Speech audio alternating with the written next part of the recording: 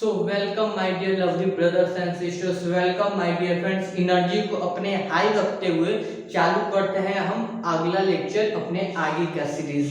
पिछले लेक्चर में हम लोगों ने वो तीनों रूल देख लिए जिनसे एक कॉन्वेक्स लेंस अपना इमेज का फॉर्मेशन करता है। क्या क्या वो रूल थे?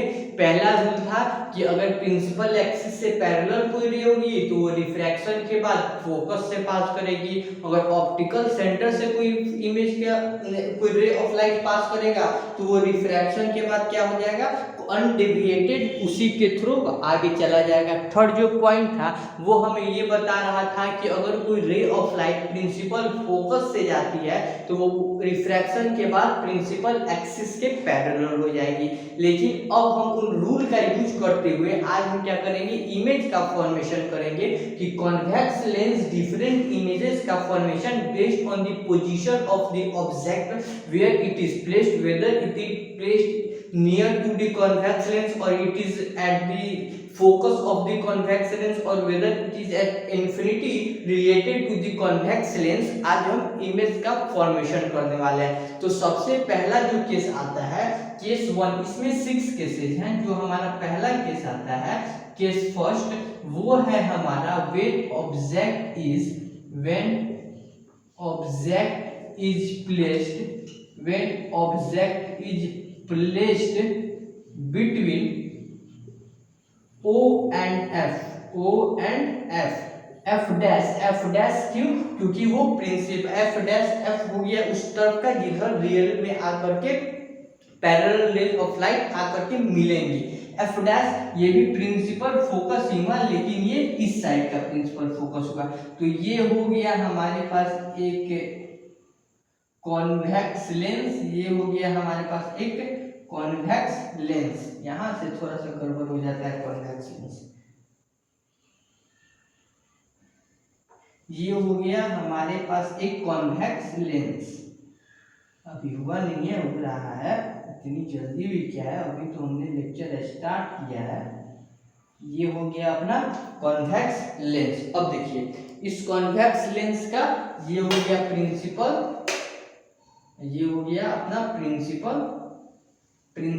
एक्सिस, ये हो गया अपना प्रिंसिपल, ये हो गया अपना प्रिंसिपल एक्सिस, ये हो गया ऑप्टिकल सेंटर, ये हो गया अपना F डैश, और ये हो गया अपना 2F, ये हो गया अपना F, और ये हो गया अपना 2F।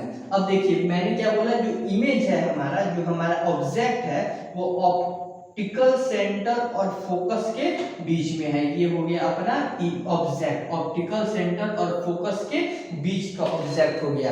अब ये देखिए इसका अगर हम रे डायग्राम खींचे, इसका अगर हम रे डायग्राम खींचे तो एक यहाँ से रे ऑफ लाइट पास करेगा, एक रे ऑफ लाइट मैंने यहाँ से पास कराया जो प्रिंसिपल एक्सिस के पैरेलल है, प्रिंसिपल एक्सिस के पैरेलल है, यानी वो रिफ्लेक्शन के बाद क्या करेगा, प्रिंसिपल फोकस से पास करेगा। रिफ्लेक्शन के बाद वो क्या हुआ, फोकस से पास किया।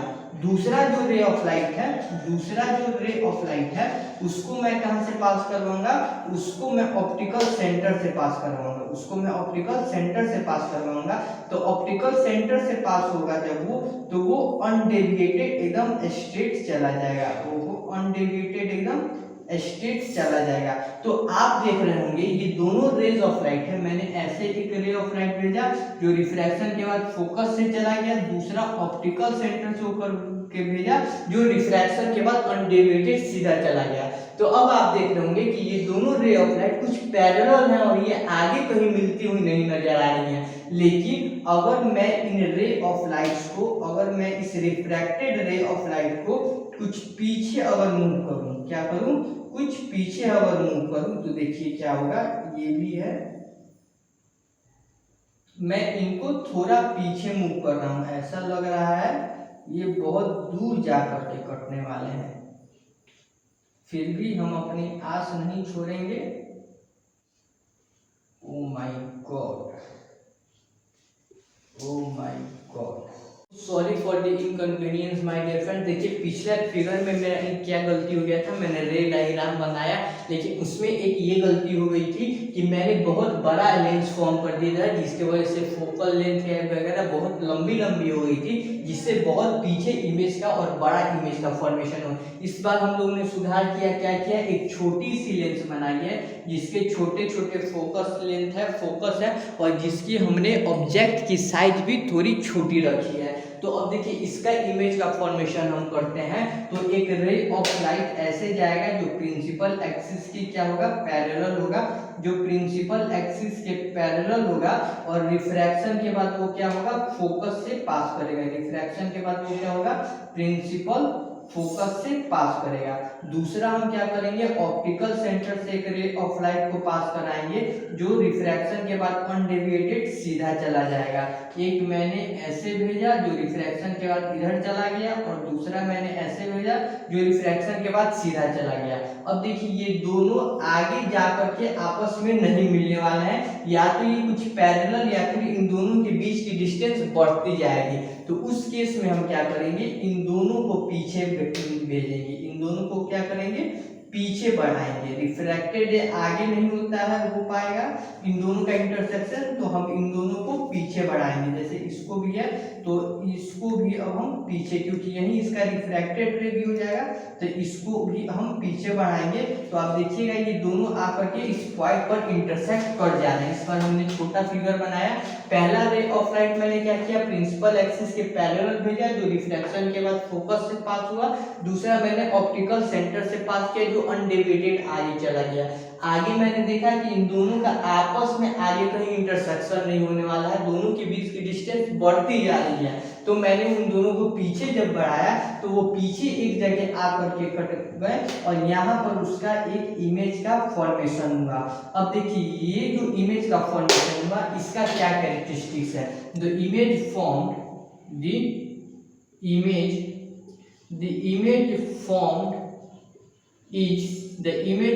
जो इमेज का फॉर्मेशन हुआ वो कैसा हुआ, सबसे पहला बिहाइंड द ऑब्जेक्ट हुआ, बिहाइंड दी ऑब्जेक्ट हुआ। जो इमेज का फॉर्मेशन हुआ और वो ऑब्जेक्ट के बिहाइंड हुआ। दूसरा बात आप देख रहे होंगे कि वर्चुअल हुआ, रियल इंटरसेक्शन नहीं हुआ है रिफ्लेक्टेड रे का, ऐसा उनको पीछे बढ़ा करके इंटरसेक्ट कराया गया। यानी वर्चुअल रियल इंटरसेक्शन से रियल इंटरसेक्शन ऑफ रिफ्रैक्टेड रे से इमेज का फॉर्मेशन नहीं हुआ है, तो ऐसे इमेज को हम क्या करते हैं, वर्चुअल कहते हैं। वर्चुअल इमेज का फॉर्मेशन हुआ है। एंड इरेक्ट क्यों, क्योंकि जो हमारा ऑब्जेक्ट है ए बी उसी की तरह ए बी की तरह हमारा इमेज का फॉर्मेशन हुआ है, तो वो वर्चुअल एंड इरेक्ट कहलाएगा। दूसरा बात ये हो, थर्ड पॉइंट ये हो गया कि जो हमारा इमेज फॉर्म हुआ है वो हमारा ऑब्जेक्ट के लेंथ से ज्यादा हुआ है, यानी हम इसको कहेंगे इनलार्ज्ड हुआ है। इनलार्ज मतलब larger than the object image का फॉर्मेशन हुआ है।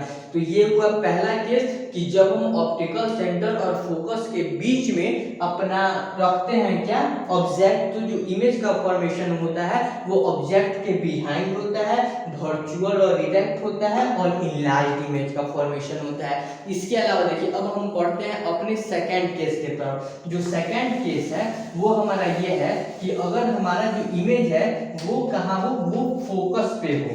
When the object is placed at f dash, अगर हम अपने इमेज को, अगर हम अपने ऑब्जेक्ट को, सॉरी माय डियर फ्रेंड्स, अगर हम अपने ऑब्जेक्ट को फोकस पर ही रख दें, तो यहाँ पे फिर मैं एक छोटा सा ही क्या बनूंगा, कॉन्वेक्स, एक छोटा सा कॉन्वेक्स लेंस बनाया मैंने, एक छोटा सा मुन्ना सा कॉन्वेक्स लेंस बनाया।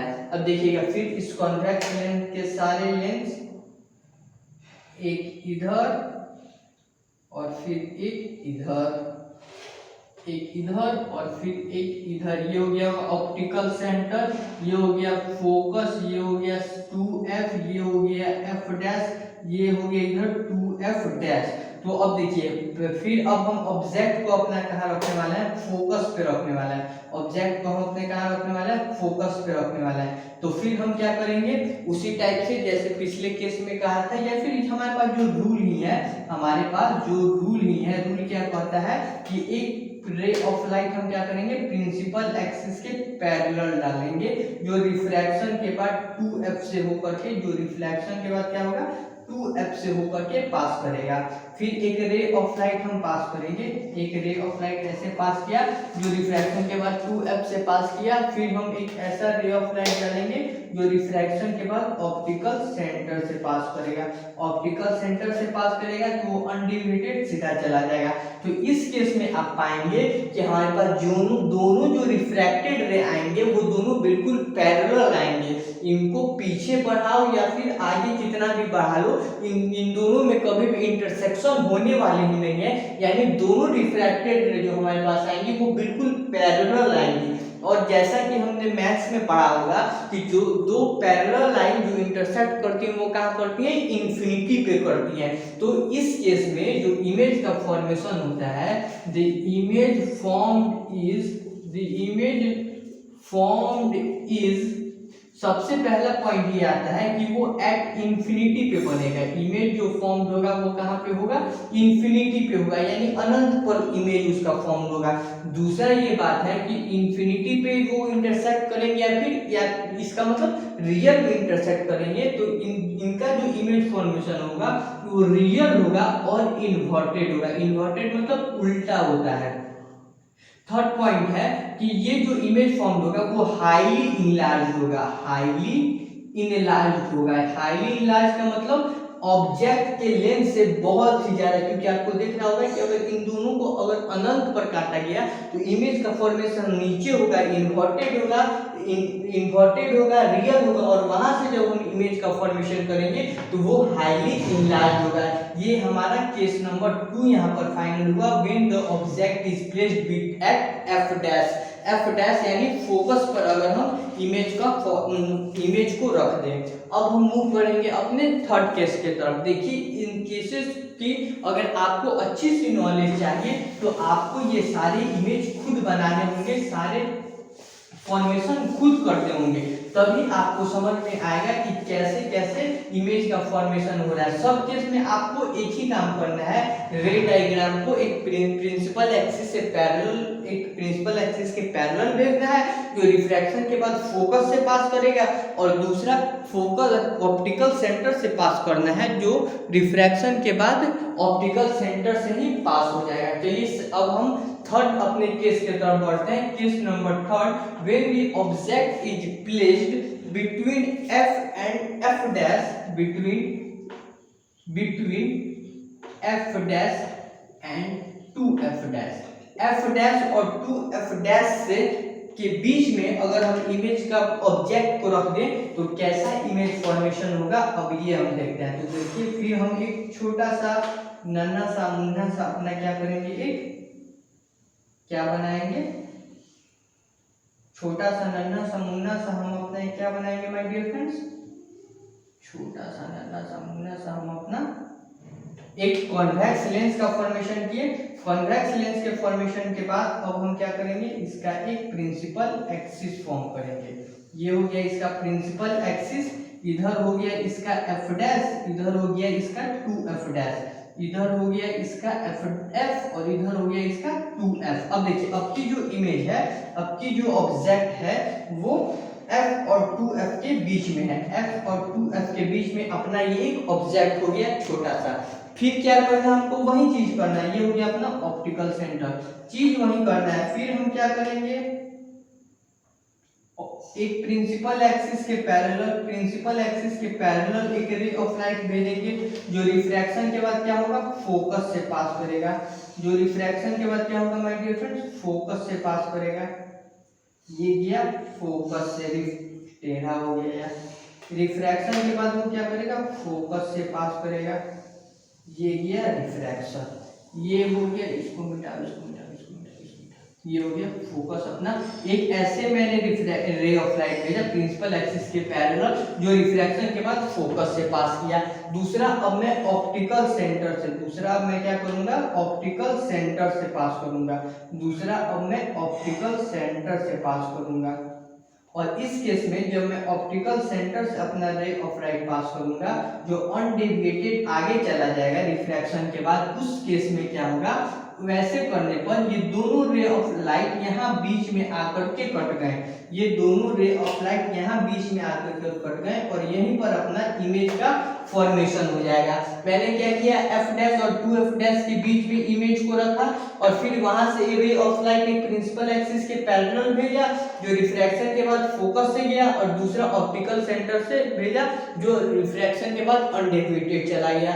दोनों यहाँ पर आकर के कट गए। वो जो पोजीशन है वो f और 2f, वो जो पोजीशन है वो 2f डैश के बियॉन्ड है। वो क्या है, 2f डैश के बियॉन्ड है। ये जहां पर आकर के इन दोनों का इंटरसेक्शन हुआ वो पोजीशन जो है वो 2f के बियॉन्ड है। यानी इस केस में हमारा जो इमेज फॉर्म हुआ,